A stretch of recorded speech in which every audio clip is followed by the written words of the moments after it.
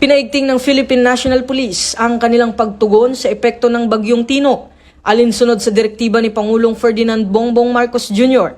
na tiyaking ligtas at maagapan ang apektadong komunidad. Batay sa ulat, mahigit 340,000 katao mula sa 1,397 barangay sa Mimaropa, Bicol, Visayas, Caraga at Negros Island Region ang naapektuhan ng bagyo, habang mahigit 175,000 residente ang nailikas sa mga pansamantalang silungan.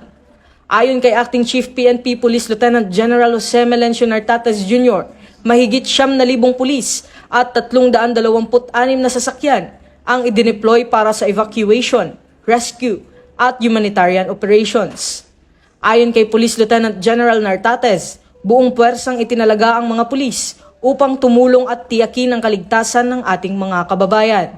Dagdag pa ni PNP spokesperson, Police Brigadier General Randolph Tuanyo, patuloy ang koordinasyon ng PNP sa NDRRMC, AFP, Coast Guard at mga lokal na pamahalaan upang masiguro ang mabilis at pinagsanib na pagtugon.